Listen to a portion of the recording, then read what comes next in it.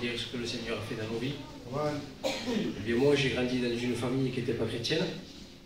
Mon père n'aimait pas les choses de Dieu, et ma mère aussi, elle est venue aux réunions, ma soeur aussi. Et pour moi, je me suis dit dans mon cœur, je viendrai à Dieu parce que je croyais, quand je serai plus vieux, quand je serai marié, quand j'aurai des enfants, et tout ça. Et j'ai continué ma vie comme ça, sans le Seigneur, et pourtant j'étais jeune, et je sentais un grand vide dans mon cœur. Et pourtant, j'essayais de le combler par un tas de choses, par les sorties partout, et rien n'y faisait. Quand je rentrais chez moi, il y avait un vide, mais je n'arrivais pas à le combler. Et un jour, j'ai voulu faire une expérience avec le Seigneur, et c'était caché dans mon cœur, ça. Avec quelques jeunes, quelques copains, on est venus aux réunions, et tous les vendredis, on allait aux réunions.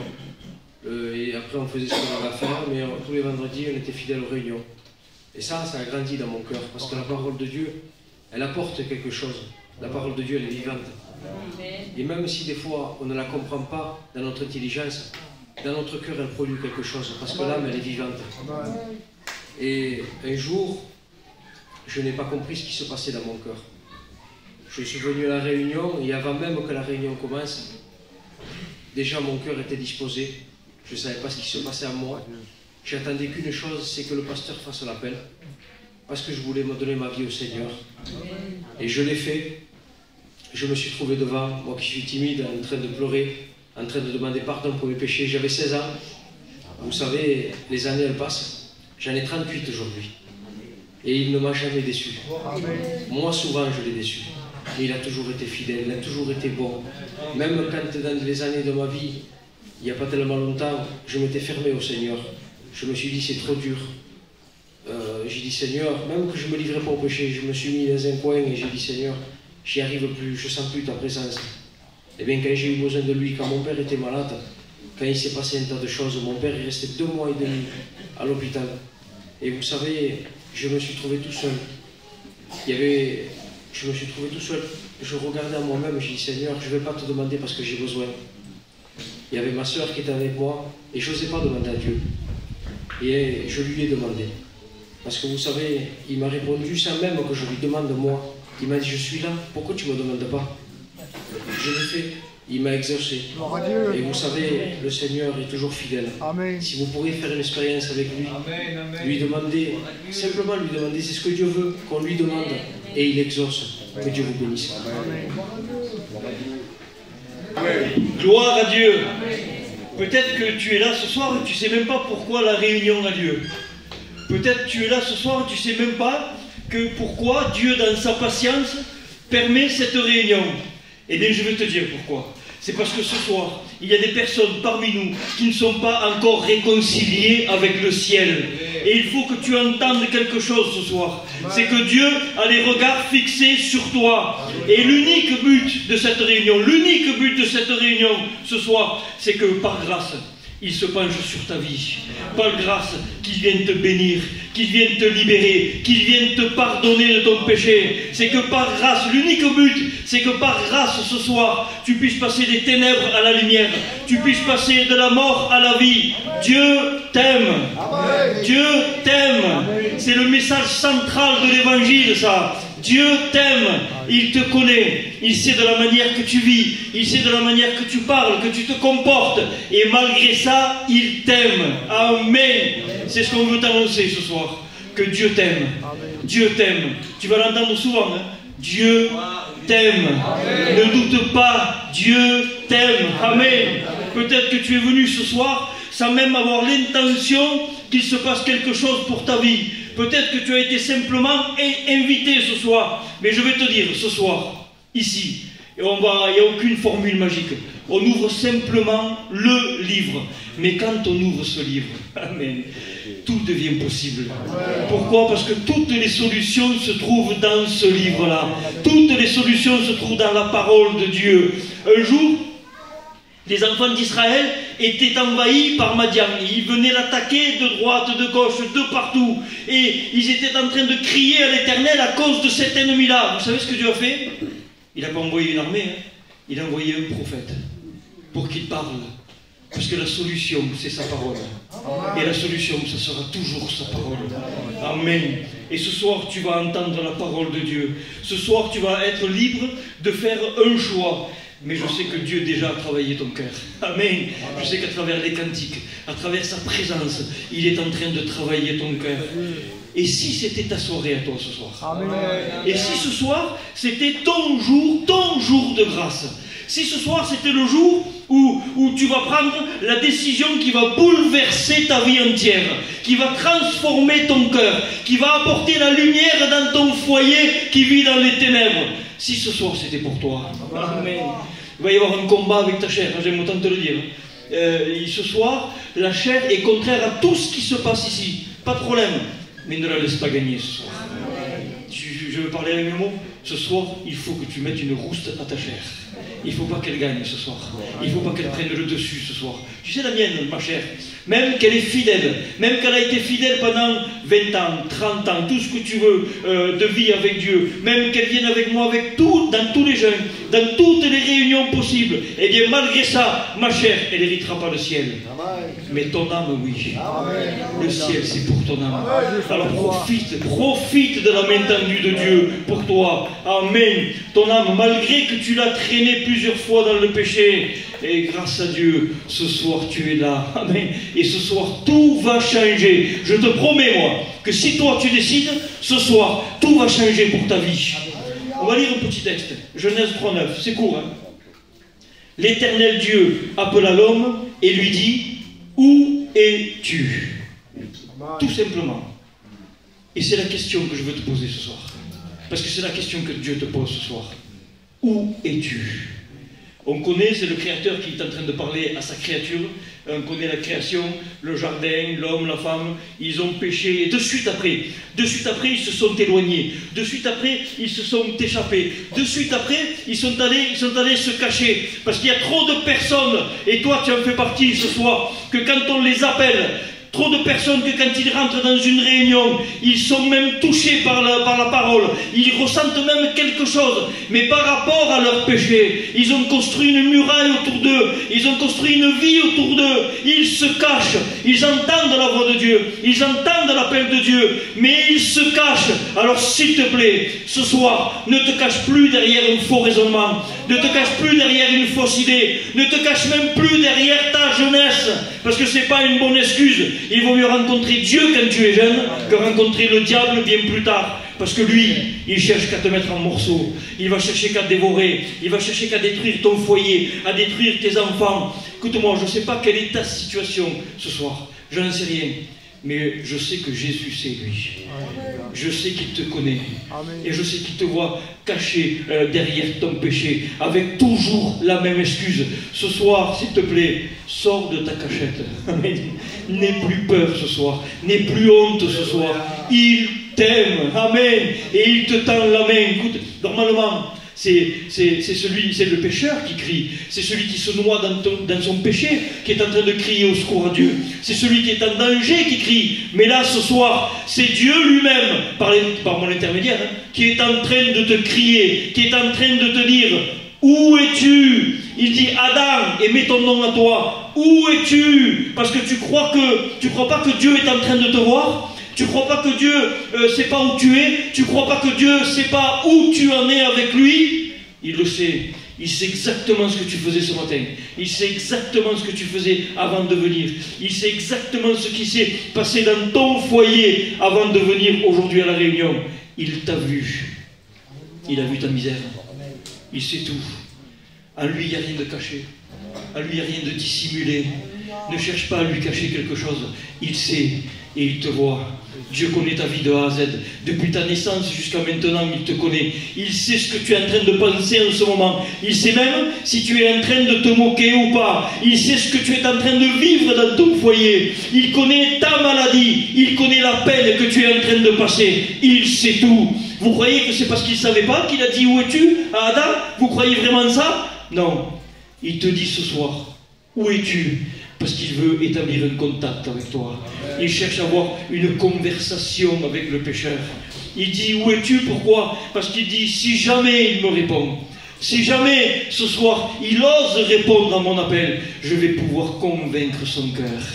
Je vais réussir à le convaincre, Seigneur, de faire demi-tour. Et Adam, lui, il a eu la bonne idée. Il a eu la bonne idée de répondre. Dieu cherche à avoir une conversation ce soir avec un homme, avec une femme, avec un jeune homme, avec une jeune fille qui se cache derrière son péché ce soir. Où es-tu? Où est-ce que tu te caches? Alors il vient, il veut t'en délivrer ce soir. Donc eux, ils les regardent. Adam et Ève, ils les regardent. Comment ils se sont habillés avec des feuilles de vigne. Ils ont essayé par eux-mêmes.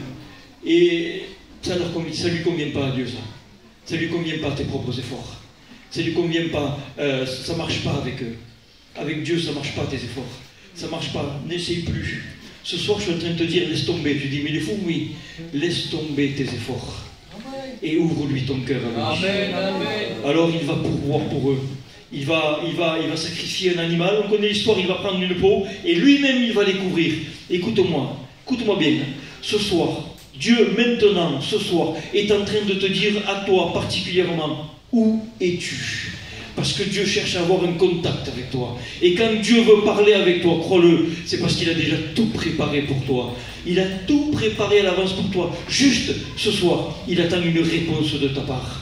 Et s'il avait préparé pour Adam un animal, pour le couvrir, même si c'était le plus beau des animaux, même si c'était celui avec les plus belles couleurs, avec la plus belle peau, avec le plus beau de tout ce que tu voulais toi, Dieu a préparé pour ta réponse le sacrifice de son Fils Jésus-Christ.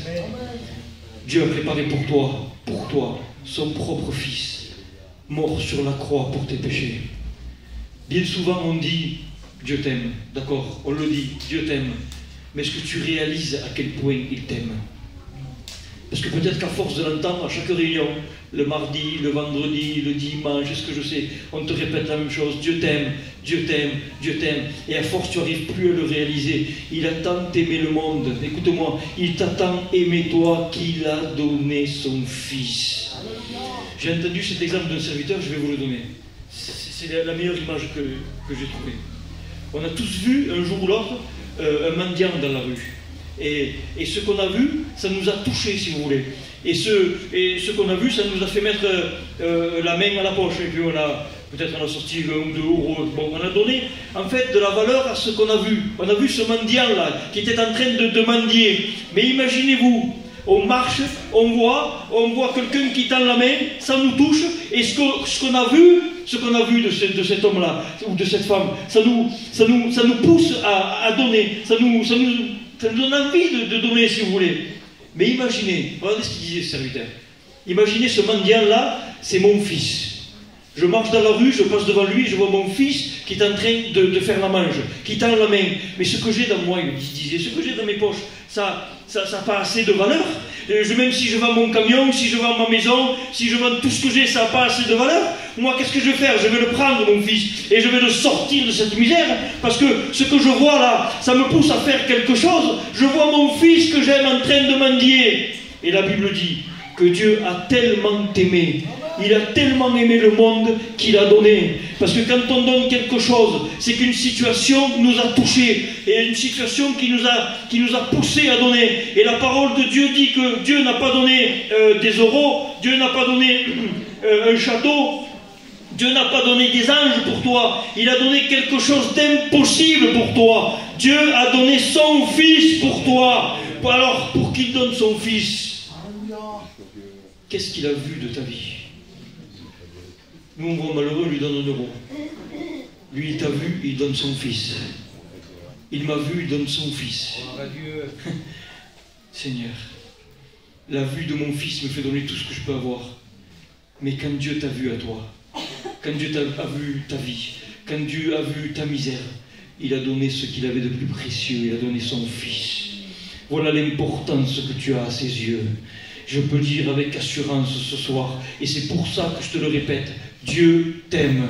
Et je vais te dire quelque chose. Tu as peut-être dans la bouche des mauvaises paroles. Peut-être que tu as dans ta bouche des blasphèmes. C'est comme ça que Dieu t'aime. Tu as peut-être des pensées contre Dieu ce soir. C'est comme ça que Dieu t'aime. Tu es peut-être quelqu'un de rebellé contre Dieu. Dieu t'aime comme ça. Tu critiques les chrétiens, tu critiques les pasteurs, tu critiques tout ce qu'il y a. Dieu t'aime comme ça. Tu t'es moqué de Dieu toute ta vie. Je peux te dire que Dieu t'aime comme ça, mais sache qu'il t'aime trop pour te laisser comme ça. Parce qu'il sait que cette position va t'amener droit en enfer. Il veut te libérer de ton péché. Il veut te libérer de ton état. Écoutez-moi, ce soir, il y a un combat. Je vais faire travailler les chrétiens. Les chrétiens, s'il vous plaît, soyez avec moi ce soir. Ensemble, on va baisser nos têtes. Ensemble, on va prier le Seigneur. Parce que ce soir, il y a une opposition. Ce soir, il y a un combat. Vous savez pourquoi? Parce que Dieu va bénir.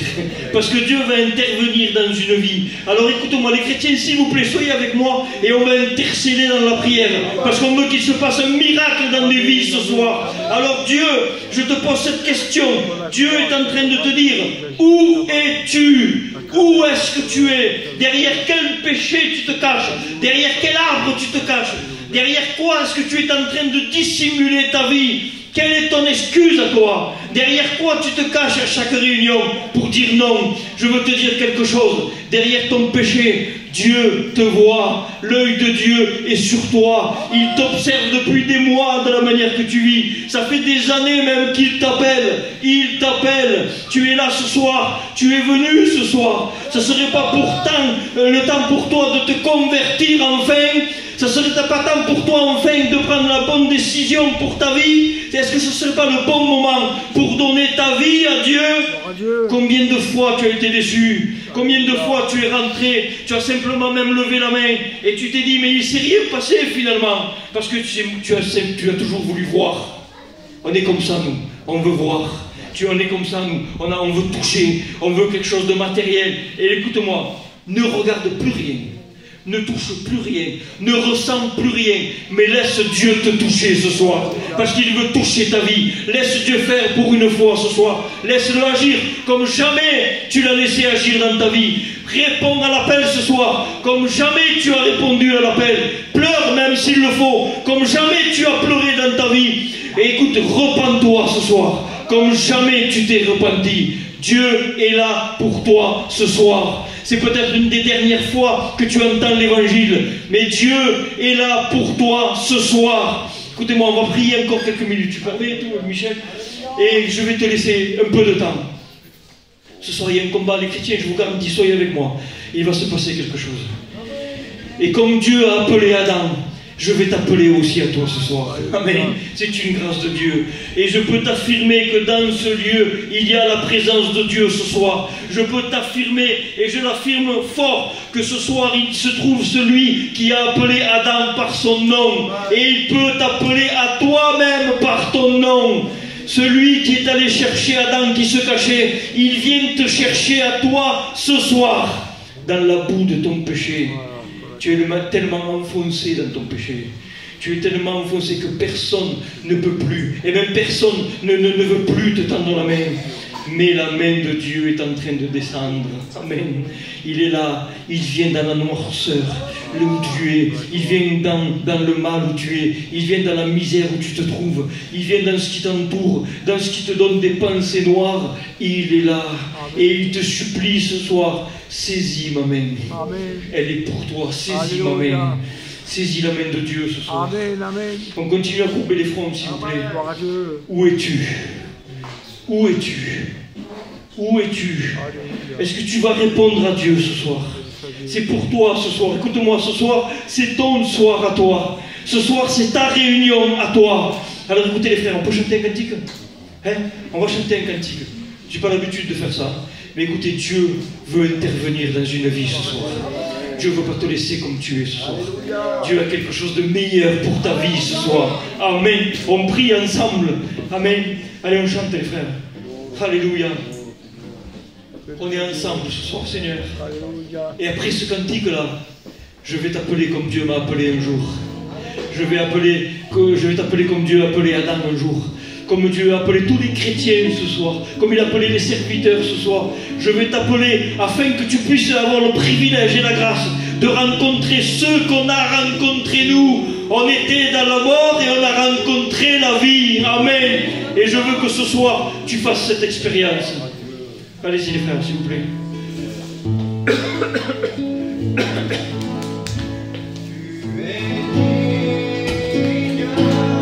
Alléluia. Les chrétiens ont prié, s'il vous plaît. Alléluia. Ce soir, il faut que tu réfléchisses à ta vie. Il faut que tu réfléchisses à ce que tu es, à où tu en es. Ce soir, je peux te donner un conseil. Jette-toi sur Jésus. Jette-toi à ses pieds. Parce qu'il est venu pour toi ce soir. Tu vas continuer à te cacher. Tu vas continuer à dissimuler ton péché. Mais il sait, lui. Il sait, lui. Il t'aime. Ou alors tu vas faire le poids que Dieu attend que tu fasses pour lui ce soir. Fais un pas vers la croix ce soir. Fais un pas vers Jésus ce soir. Dieu te tend la main. Et regarde pas autour de toi. Regarde pas ton voisin. Regarde pas ton cousin. Regarde pas ta cousine. C'est toi qui souffres. C'est pas lui. C'est toi qui es angoissé. C'est pas l'autre. C'est toi qui pleures le soir chez toi. C'est pas ton cousin.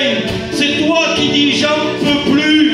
Fais quelque chose pour moi. C'est pas celui qui est assis à côté de toi. Et moi j'ai une solution pour toi. Cette solution, elle a un nom. Cette solution, c'est Jésus-Christ. Le seul nom qui sauve. Le nom qui est au-dessus de tous les noms. Au-dessus de ta maladie. Au-dessus de ta montagne. Au-dessus de ton géant. Jésus est là pour toi ce soir. Et il veut te sauver. Amen. Si tu veux ce soir qu'il fasse quelque chose pour toi. Si tu veux ce soir oser répondre à l'appel de Dieu, écoute-moi, lève simplement la main de ta place. Si tu veux oser lui répondre, amen, Dieu t'a vu, il n'y a pas de problème. Fais le bon choix ce soir, amen, Dieu t'a vu, amen, Dieu te voit, amen, il vous voit. Fais le bon choix ce soir pour ta vie. Réponds à son appel ce soir. Qui veut que Dieu s'occupe enfin de lui? Il te dit tu as assez souffert. Il te dit tu as assez pleuré. Il te dit tu as assez gémi dans ton coin quand personne te voyait. Mais il y a un stop à ta façon de vivre. Fais demi-tour à ta façon de vivre. Et ce soir, s'il te plaît, laisse-le effacer ton passé. Et laisse-le diriger ton futur. Laisse-le faire ce qu'il veut de ta vie. Alors qui le veut ce soir? Qui veut passer de la mort à la vie? Qui veut passer des ténèbres à la lumière? Qui veut que son sang le purifie de tout péché? Amen.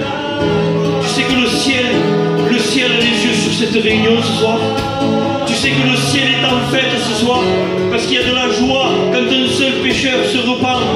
Mais ce soir, il manque encore quelqu'un ce soir. Ce soir, il manque toi. Toi. Ce soir, il manque toi. Je t'appelle une deuxième fois à toi.